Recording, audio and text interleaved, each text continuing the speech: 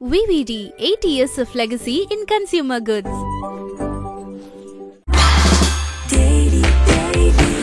Taste Daily. Taste the Daily. Summer holidays vandachu, நம்ம GT Holidays vandachu. GT Holidays, South India's #1 travel brand. இப்போ பேருந்து நிலையம் போனீங்கன்னு வச்சுக்கோங்களேன், எல்லா விதமான பேருந்துகளும் இருக்கும். இப்போ தாம்பரம் போகணும்னா தாம்பரம்னு பெயர் பலகை போட்டிருந்தா நமக்கு எளிமையா தெரியும். அதுபோல ஐயா என்ன பண்றார், இந்த குணங்களுக்கு ஒவ்வொரு நிறத்தை கொடுக்கிறார், ஒவ்வொரு திரைகளாக அதை அமைக்கிறார். இந்த 7 திரைகளும் விலகினாதான் நமக்கு ஆன்மா என்னங்கிறதே நம்மளால உணர முடியும். ஏன்னா ஆன்மாவிற்கு உள்ளேதான் இறைவன் இருக்கிறான். அதுக்கு ஒரு சின்ன வடிவம் இருக்குங்கிறார் ஐயா. நம்ம உடம்புக்குள்ள இருக்கக்கூடிய ஆன்மாவுக்கு ஒரு வடிவமே இருக்கு. 7 திரைகளையும் அமைச்ச ஐயா என்ன பண்றாருன்னா, 7 திரைகளை ஒவ்வொரு சக்திகளாக கொடுக்கிறார். ஒவ்வொன்றுக்கும் ஒவ்வொரு பேர் வைக்கிறார். ஆனா நியாயமா அந்த சக்திகளெல்லாம் நம்ம வெளியில அதுக்கு ஒரு உருவம் இருக்கிறதா கொடுத்து வழிபட்டுக்கிட்டு இருக்கோம். இப்ப இந்த 7 சக்திகளும் சேர்ந்து என்ன பண்ணுதுன்னா, இறைவனை நாம் அறிய முடியாமல் தடுத்து கொண்டு இருக்கிறது. பேர்ல இருக்கிற அத்தனை சக்திகளை நம்ம வணங்கிட்டு தானே இருக்கிறோம். ஆமா, நீங்க வணங்கிட்டு இருக்கிறீங்க. அது வணங்க வேண்டிய சக்திகள் கிடையாது, இறைவனை அடைய முடியாமல் தடுத்து கொண்டு இருக்கக்கூடிய சக்திகள். ஐபிசி பக்தி நேயர்களுக்கு இனிமையான வணக்கம். குரு ஐயா வணக்கம். வணக்கம். இப்போ 7 திரைகள் அப்படின்னு சொல்றீங்க இல்லையா, அந்த திரைக்கு பின்னாடி என்ன இருக்கு? இந்த 7 திரைகளுக்கும் பெருமானார் 7 விதமான நிறங்களை அடிப்படையாக அமைக்கிறார். அந்த 7 திரைகளும் 7 ராகாதிகள் குணங்களாக இருக்கிறது. எதற்காக நிறங்களை குறிப்பிடுறாரு? அதாவது ஒரு அடையாளப்படுத்தணும். 7 திரைகள் அப்படின்னு சொல்லிட்டா யாருக்கும் புரியாது. ஏன்னா ஞானசபை ஐயா தெளிவாக அமைக்க விரும்புகிறார். அப்போ ஒவ்வொரு நிறத்துக்கும் ஒரு தன்மை இருக்கும். இன்னொன்று, இப்போ ஒரு பொதுவாக ஒரு விஷயத்த சொன்னோம்னா நமக்கு தெரியாது. இப்போ பேருந்து நிலையம் போனீங்கன்னு வச்சுக்கோங்களேன், எல்லா விதமான பேருந்துகளும் இருக்கும். இப்போ தாம்பரம் போகணும்னா தாம்பரம்னு பெயர் பலகை போட்டிருந்தா நமக்கு எளிமையா தெரியும். இல்லைன்னா ஒவ்வொரு பேரும் தான் நம்ம கேட்டுக்கிட்டு இருக்கணும். அதுபோல ஐயா என்ன பண்றார், இந்த குணங்களுக்கு ஒவ்வொரு நிறத்தை கொடுக்கிறார். ஒவ்வொரு நிறத்தை கொடுத்து ஒவ்வொரு திரைகளாக அதை அமைக்கிறார். அந்த திரைகளில் முதல் திரை என்னவா இருக்கும் பார்த்தீங்கன்னா, கருப்பு திரையாக இருக்கும். இரண்டாவது திரை என்னவா இருக்கும் பார்த்தீங்கன்னா, நீலத்திரையாக இருக்கும். மூன்றாவது என்ன திரையா இருக்கும் பார்த்தீங்கன்னா, பச்சை திரையாக இருக்கும். நான்காவது திரை என்ன திரையா பார்த்தீங்கன்னா, சிவப்பு திரையாக இருக்கும். ஆறாவது பார்த்தீங்கன்னா மஞ்சள் திரையாக இருக்கும். மன்னிக்கிறோம், அஞ்சாவது. ஆறாவது பார்த்தீங்கன்னா வெண்மை திரை, வெள்ளை திரையாக இருக்கும். ஏழாவது திரை பார்த்தீங்கன்னா எல்லா நிறங்களும் சேர்ந்த கலப்பு திரையாக இருக்கும். இந்த 7 திரைகளும் விலகினாதான் நமக்கு ஆன்மா என்னங்கிறதே நம்மளால உணர முடியும். ஏன்னா ஆன்மாவிற்கு உள்ளே தான் இறைவன் இருக்கிறான். ஆன்மாவை பற்றி ஐயா சொல்லும்போது என்ன சொல்றாங்கன்னா, நான் ஆன்மா, சிற்றணு வடிவினன், கோடி சூரிய பிரகாசம் உடையதுங்கிறார். நம்ம ஒவ்வொருவருடைய தேகத்திற்குள்ளும் ஆன்மா இருக்கு. அதுக்கு ஒரு சின்ன வடிவம் இருக்குங்கிறார் ஐயா. நம்ம உடம்புக்குள்ள இருக்கக்கூடிய ஆன்மாவுக்கு ஒரு வடிவமே இருக்கு. அது நமக்கு தெரியாது, அது ஆன்மாவை அனுபவிப்பவர்களுக்கு தான் தெரியும். பெருமானாருக்கு தெரியும். ஏன்னா ஆன்மா அனுபவங்கள் யாருக்கு கிடைச்சதோ அவங்களுக்கு தான். கோடி சூரிய பிரகாசம்னு கடவுளுக்கு தான் சொல்லுவாங்க, ஆனா ஆன்மாக்கே இருக்கு. கடவுளுடைய பிரகாசத்தை நீங்க ஒப்பிடவே முடியாது. கடவுளுடைய பிரகாசத்தை ஒப்பிடவே முடியாது. ஏன்னா கடவுள் எப்படிப்பட்ட பிரகாசம் உடையார் நம்ம சொல்லவே முடியாது. ஆன்மாவுக்கு ஐயா அதனுடைய தன்மையை சொல்கிறார். நான் ஆன்மா. நம்ம எப்படி உணரணும்னா, இப்ப நான் செந்தில், நீங்க தாட்சாயினி அப்படி உணர்ந்துகிட்டு இருக்கீங்களா? இல்லை, நான் ஆன்மா, சிற்றணு வடிவினன், இது கோடி சூரிய பிரகாசம் உடையது. அப்போ நம்ம ஒவ்வொருடைய தேகத்துக்குடைய ஆன்மாவுக்கும் கோடி சூரிய பிரகாசம் இருக்கு. ஆனால் அதை நம்ம உணர்றோமான்னா நம்ம உணர்றதில்லை. ஏன் உணர்றதில்லை அப்படின்னா, நமக்கு ஆன்மாவே நம்ம இன்னும் உணரலை. நம்ம என்ன பண்ணுறோம், மனித நிலையில் இருக்கிறோம். மனித நிலையில் மனதை அடிப்படையாக வைத்து செயல்பட்டு கொண்டிருக்கிறோம். நமக்கு எல்லாருக்குமே மன அறிவு தான் செயல்பட்டுக்கிட்டு இருக்கு. ஐயா என்ன சொல்கிறாருன்னா, ஆன்ம அறிவுங்கிறார். அந்த ஆன்ம அறிவுக்குள்ளே போகணும்னா இந்த திரைகள் எல்லாம் விலகினாதான் நீங்கள் ஆன்மாவுக்குள்ளேயே உணர முடியும். அங்கு தான் ஆன்ம அறிவு செயல்படும். அந்த ஆன்ம அறிவுக்குள்ளே தான் இறைவன்கிறவன் இருக்கிறான். அப்போ இந்த 7 திரைகளையும் அமைச்ச ஐயா என்ன பண்ணுறாருன்னா, 7 திரைகளை ஒவ்வொரு சக்திகளாக கொடுக்கிறார். ஒவ்வொன்றுக்கும் ஒவ்வொரு பேர் வைக்கிறார். ஆனால் நியாயமாக அந்த சக்திகளெல்லாம் நம்ம வெளியில் வந்து அதுக்கு ஒரு உருவம் இருக்கிறதா கொடுத்து வழிபட்டுக்கிட்டு இருக்கிறோம். ஐயா என்ன சொல்கிறாருன்னா, அந்த 7 திரைகளையும் முதல் திரைக்கு பேர் மாயா சக்தி அப்படிங்கிறார். 2வது நீலத்திரைக்கு சுத்த மாயா சக்தி அப்படிங்கிறார். 3வதாக இருக்கக்கூடிய பச்சை திரைக்கு கிரியா சக்தி அப்படின்னு ஐயா கொடுக்குறார். 4வதாக இருக்கக்கூடிய சிவப்பு திரைக்கு பராசக்தி அப்படின்னு கொடுக்குறார். நம்ம பராசக்தி என்ன பண்ணுறோம், ஒரு சிங்கம் வச்சு கையில் சூலாயத்தோடு ஒரு அம்மன் இருக்கிறதா கொடுத்துட்றோம். ஐயா திரையை தான் பராசக்தின்னு சொல்கிறார்.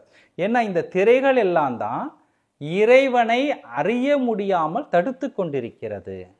இப்போ இந்த 7 திரைகளையுமே யார் கொடுக்குறான்னா அதுவும் இறைவன் தான் கொடுக்குறான், வேற யாரும் கொடுக்கல, இறைவன் தான் கொடுத்துக்கிட்டு இருக்கிறான். அதனால ஐயா என்ன பண்ணா, சிவப்பு திரைக்கு பராசக்தி அப்படின்னு பேர் வைக்கிறார். அதற்கடுத்து பொன்மை திரை, மஞ்சள் திரை, அது வந்து இச்சா சக்தி அப்படின்னு சொல்றாரு. அதுக்கடுத்து 6வது இருக்க வெண்மை திரை, வெள்ளை திரை வந்து ஞான சக்தி. 7வதாக இருக்கக்கூடிய கலப்பு திரை, இந்த 6 நிறங்களும் கலந்து இருக்கக்கூடிய கலப்பு திரைக்கு வந்து ஆதிசக்தி அப்படின்னு சொல்றார். இப்ப இந்த 7 சக்திகளும் சேர்ந்து என்ன பண்ணுதுன்னா, இறைவனை நாம் அறிய முடியாமல் தடுத்து கொண்டு இருக்கிறது. நீங்க சொல்ற பேர்ல இருக்கிற அத்தனை சக்திகளையும் நம்ம வணங்கிட்டு தானே இருக்கிறோம். ஆமா, நீங்க வணங்கிட்டு இருக்கிறீங்க. அது வணங்க வேண்டிய சக்திகள் கிடையாது, இறைவனை அடைய முடியாமல் தடுத்து கொண்டு இருக்கக்கூடிய சக்திகள். இப்ப இந்த 7 சக்திகளையுமே யார் கொடுக்குறான்னா இறைவன் தான் கொடுக்குறான். அதாவது இறைவன் வைக்கிற பரிசோதனைன்னு வச்சுக்கோங்களேன். ஏன்னா இறைவன் என்பவன் எல்லாவற்றையும் கடந்தவன். இந்த உலகம் தோன்ற நாள் முதல் ஒரு ஆராய்ச்சி தொடர்ந்து நடந்து கொண்டே இருக்குதுன்னா அது இறைவனை பற்றிய ஆராய்ச்சி தான். இறைவனை எப்படி அறிவது, இறைவனை எப்படி அடைவது, நாம் எப்படி இறைவனாவது, இதை பற்றி தான் யோகிகள், ஞானிகள், சித்தர்கள் தொடர்ந்து ஆராய்ச்சி பண்ணிக்கிட்டே வர்றாங்க. அப்போ அவங்க இந்த திரைகளை எல்லாம் கடப்பதற்கான முயற்சிகள் இருந்தவர்களும் கூட. சிலரால் சில திரைகள் கடக்க முடிந்தது, சிலரால் சில திரைகளை கடக்க முடியாமல் போய்விட்டது. அப்போ இந்த 7 திரைகளும் என்ன பண்ணிக்கிட்டு இருக்கு அப்படின்னு பார்த்தீங்கன்னா, இதான் ஞான சபையினுடைய விளக்கமே. 7 திரைகளையும் ஐயா என்ன சொல்கிறாங்கன்னா, அகவல்ல எடுத்துகிட்டு வர்றாங்க. ஒவ்வொன்றுக்கும் அழகாக 2 வரிகளில் ஐயா விளக்கம் கொடுக்குறாங்க.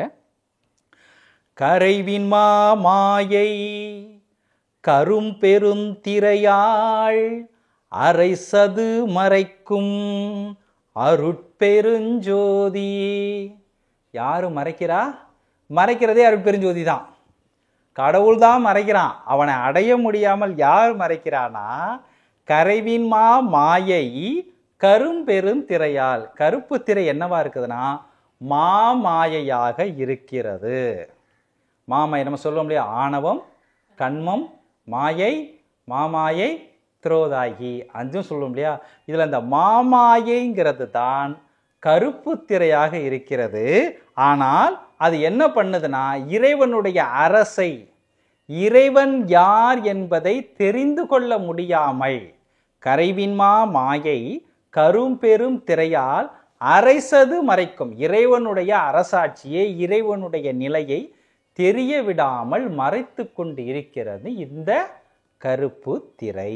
ஐயா சொல்றார். இதை பேருபதேசத்தில் அழகா எடுத்துட்டு வருவார். பேருபதேசம் தான் பெருமானார் நமக்கு கொடுத்த கடைசி உபதேசம்.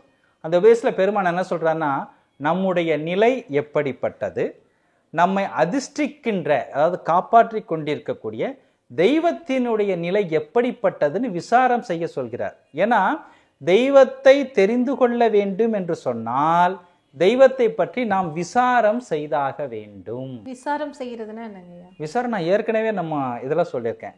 விசாரம் ஐயா சொல்வார். அதாவது உலகத்துல பொதுவாக என்ன பண்றாங்கன்னா, ஒருத்தர் இறந்து போயிட்டாங்கன்னு வச்சுக்கோங்களேன், அவங்கள போய் இறந்து போய் விசாரிச்சுட்டு வர்றோம்ப்பா அப்படின்னு சொல்றாங்க. ஆனா ஐயா என்ன சொல்றேன்னா, விசாரம்னா துக்கத்தை விசாரிக்கிறது இல்லை, துக்க நிவர்த்திங்கிறார்.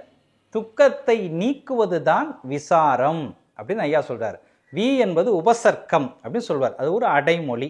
சர்க்கம் என்பது நிவர்த்தி செய்வது அப்படின்னு சொல்வார். அப்போ நம்ம விசாரம் சுத்த சன்மார்க்கத்தில் உண்மையா, இப்போ நான்லாம் சொற்பொழிவு பேசுகிறேன், நியாயமாக சொற்பொழிவுலாம் ஐயா சொல்லலை.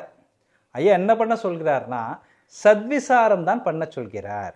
சத்விசாரங்கிறது என்னன்னா, சன்மார்க்க சங்கத்தில் ஒத்த கருத்து உடையவர்களா 2 பேரோ 4 பேரோ 10 பேரோ சேர்ந்து நாம யாரு, இறைவன் யாரு, இறைவனை எப்படி அடைகிறது, வள்ளல் பெருமான் அருட்பா கொடுத்துருக்காரே, இந்த அருட்பாலை இறைவனை பற்றி என்னெல்லாம் சொல்லியிருக்கிறார், அந்த இறைவனை அடைவதற்கு எதெல்லாம் தடையாக இருக்குது, அதையெல்லாம் எப்படி விளக்குவது, நம்முடைய தேகம் ஏன் இப்படி இருக்குது, சூரியன் ஏன் இப்படி இருக்குது, சந்திரன் ஏன் இப்படி இருக்குது, இந்த அண்டங்கள் ஏன் இப்படி இருக்குது, இந்த பஞ்சபூதங்களில் 4 நம்ம பார்க்குறோமே, ஏன் ஆகாயத்தை நம்மளால் பார்க்க முடியல, இப்படியெல்லாம் நம்ம விசாரிக்க சொல்கிறார். அதாவது விசாரங்கிறத 2ஆக பிரிப்பார் ஐயா. அண்ட விசாரம், பிண்ட விசாரம்.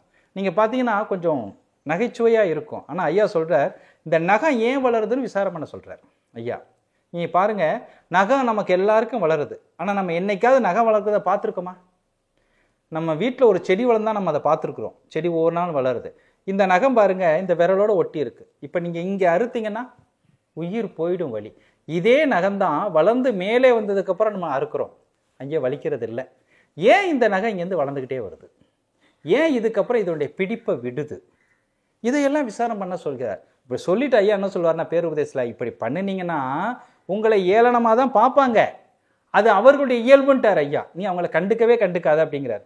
அதே போல் வெளியில் போய் நின்றுக்கிட்டு சூரியனை விசாரம் பண்ண, நிலா விசாரம் பண்ணுங்கிறார். இப்போ நீங்கள் வெளியில் போய் நின்று இப்படியே சூரியனை பார்த்துட்டே இருந்தீங்கன்னு வச்சுக்கோங்க, பக்கத்தில் இருக்கும் கேட்பாங்க, என்னங்க சூரியனை பார்த்துக்கிட்டு இருக்கிறீங்கன்னா, நான் சூரியனை விசாரம் பண்ணுறேன்னு சொன்னீங்கன்னா சிரிப்பான், இவன் என்னடா முட்டாளா இவன் சொல்லிட்டு போவான். ஆனால் ஐயா விசாரம் பண்ண சொல்கிறார். ஏனென்று சொன்னால், நம்முடைய அறிவு விளக்கம் பெற வேண்டும் என்று சொன்னால் இந்த உடம்பை நம்ம முழுசாக புரிஞ்சுக்கிறணும். உடம்புக்கும் இந்த அண்டத்துக்குமான தொடர்பை நம்ம புரிஞ்சுக்கிறணும். பஞ்சபூதங்களால் ஆனது நம்ம தேகம், அதே பஞ்சபூதங்களால் ஆனது இந்த அண்டம். இதையெல்லாம் ஐயா விசாரம் பண்ண சொல்கிறார். இப்படியெல்லாம் விசாரம் பண்ணணும்னா தெய்வத்தை பற்றிய விசாரமும் வேணும். பல விஷயங்களை இந்த நேர்காணல்ல நீங்க கூடவே இருந்து எனக்கும் இதை பார்த்து கொண்டிருக்கிற பல மக்களுக்கு வந்து தெரிவிச்சிருந்தீங்க. இந்த நேரத்துக்கும் நேர்காணலுக்கும் இந்த விஷயங்களெல்லாம் பேசுறதுக்கு அனுமதி அளித்த வள்ளலார் பெருமானுக்கும் நன்றியை இந்த தருணத்தில் தெரிவித்துக் கொள்றேன். நன்றிங்க. நன்றி. ஐபிசி பக்தி வாயிலின் வாயிலாக தமிழ்நாட்டில் மட்டும் இல்லை, இந்தியாவில் மட்டும் இல்லை, போன வருடம் மே மாதம் நான் பேச ஆரம்பித்தேன். நீங்கள் ஒரு 3 முறை எடுத்து அதை நிறைய பதிவுகளாக போட்டிருந்தீங்க. அந்த பதிவுகளை பார்த்து மலேசியா, சிங்கப்பூர், இலங்கை, அமெரிக்கா, கனடாலேருந்து ஒரு அன்பர், வெங்கட்னு சொல்லிட்டு ஒரு அன்பர், வள்ளல் பெருமானாருடைய பெருமைகளை அவர்களிடம் கொண்டு போய் சேர்த்ததற்கு ஐபிசி பக்திக்கு என்னுடைய மனமார்ந்த நன்றிகளை தெரிவித்துக் கொள்கிறேன். தொடர்ந்து வள்ளலார் பெருமைகளை பார்த்து கொண்டிருக்கக்கூடிய அன்பர்கள் அருட்பாவை நன்றாக படியுங்கள். இந்த நிகழ்ச்சி சம்பந்தப்பட்ட ஆக்கப்பூர்வமான கருத்துக்களை நீங்கள் பதிவு செய்யுங்கள்.